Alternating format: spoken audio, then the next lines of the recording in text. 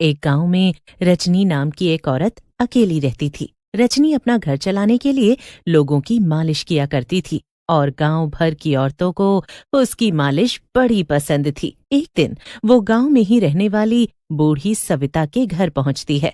अरे रजनी बेटा, आओ आओ, मैं तुम्हारा ही इंतजार कर रही थी। आज भी मेरी कमर में बड़ा दर्द है, जरा आकर मालिश तो कर देना। हाँ हाँ माँ जी, जरूर, आप लेट जाइए, मैं झटपट गरम तेल लगाकर आपकी मालिश कर देती हूँ, फिर आपका सारा दर्द उड़न छू हो जाएगा। रजनी दिल की बहुत अच्छी थी और वो सभी बूढ़ी औरतों की मालिश बड़े मन से करती थी, जैसे वो सब उसकी अपनी माँ जैसी ही हों। जैसे जैसे रजनी सविता की मालिश करती है, उनका सारा कमर दर्द गायब होने लगता है। अरे रजनी, तेरे हाथों में तो जादू है, जादू। अरे मैं तो तुझे बड़ी दुआएं देती हूँ, तेरी वजह से मेरा सारा दर्द गायब सा हो जाता है। शुक्रिया माँ जी, अब मैं चलती हूँ, मुझे और घरों में भी मालिश करने के लिए जाना है। हाँ हाँ रजनी, मगर रुक तो सही, मैं अभी मोहन को बुलाकर तुझे मालिश के पैसे दिलवा देती हूँ। अरे नहीं नहीं माँ जी, इतनी जल्दी क्या है, अगली बार आऊंगी तब दे देना। अरे नहीं, रुक जा, बस अभी मोहन को बुलाती हूँ। इतना कहकर सविता मोहन को आवाज लगाती है। मोहन सविता का इकलौता बेटा था, जिसे गांव में हर कोई जानता था। वो एक बड़ा सेठ था, लेकिन सविता स्वभाव की जितनी अच्छी थी, उसका बेटा उतना ही बिगड़ा हुआ और नशेड़ी किस्म का इंसान था। अपनी माँ की आवाज सुनकर वो वहां आता है और कहता है, क्या हुआ माँ, क्यों बुला रही हो? अरे मोहन बेटा, ये रजनी जा रही है, इसे बाहर तक छोड़ाओ और हाँ, इसके पैसे भी दे दो। ओह अच्छा, ठीक है माँ। आओ आओ रजनी, मैं तुम्हें तुम्हारे पैसे दे देता हूँ। हाँ भैया, चलिए।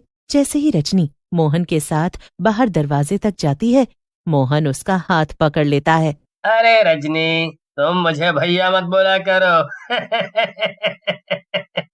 मैं तो तुम्हारे सैया जैसा हूँ। क्या? ये आप क्या कह रहे हैं? मेरा हाथ छोड़िए, छोड़ दीजिए। आइंदा मेरे साथ बदतमीजी करने की कोशिश भी मत करना, समझ आया तुझे? इतना कहकर रजनी वहां से भाग जाती है, लेकिन मोहन अब बहुत गुस्से में था। वो ये फैसला कर लेता है कि चाहे कुछ भी हो जाए, वो रजनी से अपने अपमान का बदला लेकर रहेगा। इसीलिए उसी दिन वो आधी रात को चोरी छिपे अपने घर से निकलता है और सीधा रजनी के घर के बाहर पहुंच जाता है। अब मैं ये अपने घर से लाया हुआ सोने का हार इस रजनी के घर में छिपा दूंगा और फिर इस पर ऐसा चोरी का इल्जाम लगाऊंगा कि ये दोबारा इस गांव में नजर नहीं आएगी। बड़ी आई थी मुझे धोखा देने वाली। रजनी गहरी नींद में सो रही थी।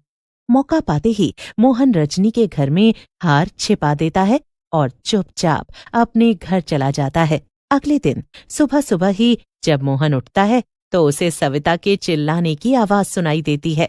अरे मोहन, सुनो मोहन, जल्दी आओ यहाँ।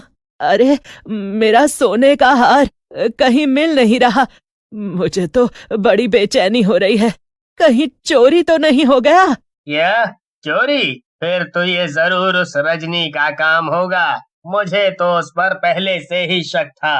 रुको, मैं अभी जाकर उसके घर की तलाशी करवाता हूँ। आप इन सबको नहीं जानती, ये सब गरीब लोग एक जैसे होते हैं। पहले अच्छा बनने का नाटक करते हैं और फिर हमारी मासूमियत का फायदा उठाते हैं। आप यहीं रुको, मैं अभी आता हूँ। मोहन गुस्सा होने का नाटक करते हुए कई गांव वालों को इकट्ठा कर लेता है और रजनी के घर के बाहर पहुंच जाता है। इतने लोगों को वहां देखकर रजनी भी घबरा जाती है। अरे क्या हुआ, आप सब एक साथ यहाँ? कोई बात है क्या? अपने ऊपर चोरी का इल्जाम सुनकर रजनी चौंक जाती है। क्या? ये आप क्या कह रहे हैं?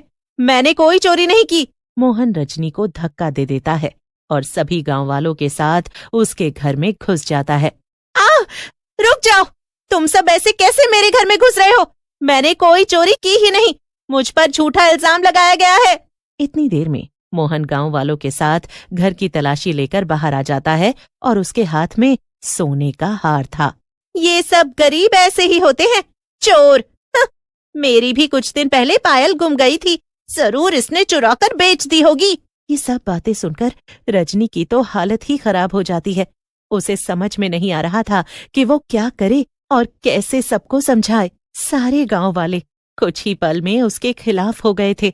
नहीं नहीं, ऐसा मत करो, मुझे छोड़ दो। जब कोई भी रजनी की बात नहीं सुनता और सब उसे जबरदस्ती गांव से बाहर निकालने लगते हैं, तब रजनी को कोई भी रास्ता नहीं दिखता और वो सामने मौजूद एक कुएं में कूदकर अपनी जान दे देती है। ये देखकर सभी गांव वाले बहुत डर जाते हैं, लेकिन अब वो कर भी क्या सकते थे। सब वहां से चुपचाप अपने घर चले जाते हैं। लेकिन रजनी मरने के बाद एक चुड़ैल में बदल जाती है और उसके अंदर बहुत गुस्सा भरा था। मैंने इन गांव वालों के लिए क्या कुछ नहीं किया। हमेशा ईमानदारी से उन बूढ़ी औरतों की मालिश की। बदले में मुझे क्या मिला? चोरी का इल्जाम, मौत। अब मैं किसी को नहीं छोड़ूंगी। इतना कहकर चुड़ैल सबसे पहले मोहन के घर की तरफ चल देती है। वो देखती है कि मोहन मजे से अपने कमरे में लेटकर फोन पर बातें कर रहा था। अरे हाँ रघु, उस मालिश करने वाली को मैंने ही फंसाया था। उसने मुझे धक्का जो दिया था, अरे उस गरीब औरत की इतनी हिम्मत भी कैसे हुई? अच्छा हुआ उसने खुद ही जान दे दी। मोहन की ऐसी बातें सुनकर तो चुड़ैल का खून ही खौल जाता है और वो मोहन के सामने पहुंच जाती है। चुड़ैल को देखकर मोहन की हालत खराब होने लगती है, लेकिन चुड़ैल अपने जादू से मोहन का मुंह बंद कर देती है, जिससे वो चिल्ला नहीं पाता। मैं वही मालिश वाली हूँ जिसकी तेरी वजह से मौत हुई, और अब देखना मैं तुझे कैसा सबक सिखाती हूँ। ऐसा कहकर चुड़ैल मोहन को जमीन और छत पर जोर जोर से पटकने लगती है। थोड़ी ही देर में मोहन की मौत हो जाती है और फिर चुड़ैल वहां पर अपना खास मालिश वाला तेल फैला देती है।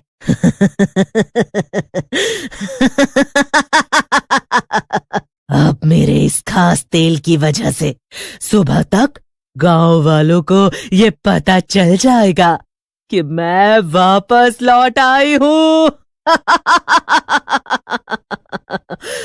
और ठीक ऐसा ही होता है। अगले दिन सुबह सुबह मोहन के घर पर गांव वालों की भीड़ इकट्ठा हो जाती है। सब ये देखकर डर जाते हैं। तभी एक गांव वाली औरत कहती है, अरे ये तो वही तेल है जिससे रजनी हम सबकी मालिश किया करती है। इसका मतलब तो ये है कि वो वापस लौट आई है। अब वो हम में से किसी को भी नहीं छोड़ेगी। सभी गांव वाले इस बात पर हामी भरने लगते हैं, लेकिन तभी मोहन का दोस्त रघु सामने आ जाता है और कहता है, नहीं गांव वालों, चोरी रजनी ने नहीं की थी, बल्कि मोहन ने ही रजनी को फंसाने के लिए उसके घर में सोने का हार डाला था। इसी वजह से उस चुड़ैल ने सबसे पहले मोहन को मारा। अब वो पूरे गांव को खत्म कर देगी।